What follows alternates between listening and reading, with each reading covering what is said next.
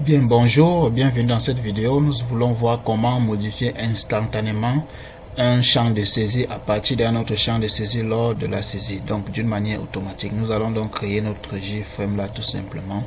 Nous allons l'appeler, on peut l'appeler n'importe quoi, New JFrame, c'est pas grave, on peut la laisser comme ceci.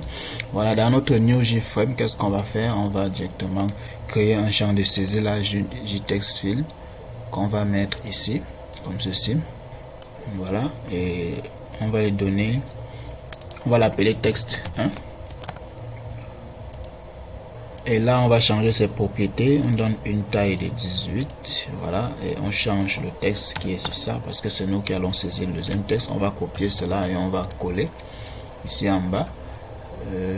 Voilà, le deuxième nous allons l'appeler texte 2, d'ailleurs c'est déjà son nom. Ok, ici on va prendre un label, on va mettre ici ce qu'on veut. On va dire sur le label, on va dire résultat, voilà.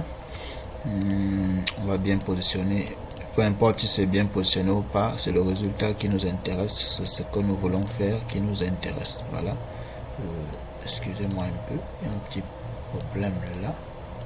Voilà, ok, ici c'est la source. On n'a donc pas besoin d'un bouton pour pouvoir prendre l'élément qui est ici et mettre ici. Tout ce dont on a besoin, c'est d'une petite méthode qu'on va nous-mêmes définir ici. On va l'appeler public edit. On va l'appeler edit tout simplement. Et c'est une fonction de type void. Public void edit. Voilà. Dans cette méthode, qu'est-ce qu'on va faire? On va dire texte set texte 1.get text simplement. Donc c'est ce qu'il faut faire. Et qu'est-ce qu'il va nous falloir donc faire? On va simplement dire ici, on va créer un événement ici. On fait un clic droit, event, on va key pressed, et dans key pressed on va mettre edit simplement. On va appeler la méthode edit ici.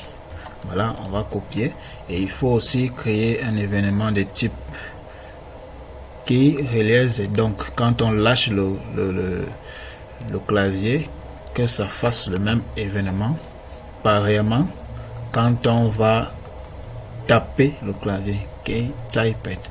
D'accord, on va mettre la même méthode. Ok, on revient, on peut revenir à la source là, on va mettre ça au milieu, 10.7 location relative to null. Voilà, on va directement exécuter, et là on essaie de saisir quelque chose ici. Vous voyez, instantanément ce qu'on saisit ressort au niveau du résultat. On peut dire je suis un informaticien doté, attention, doté de compétences pédagogiques, par exemple, pédagogique. Voilà, c'est un peu ça. Vous voyez donc le résultat. Merci de nous avoir écoutés, et si cette vidéo vous a plu et si vous a permis de résoudre un problème que vous attendiez, que vous cherchiez tant, n'hésitez pas à nous faire part de vos commentaires, et abonnez-vous, partagez aussi. À très bientôt. Merci.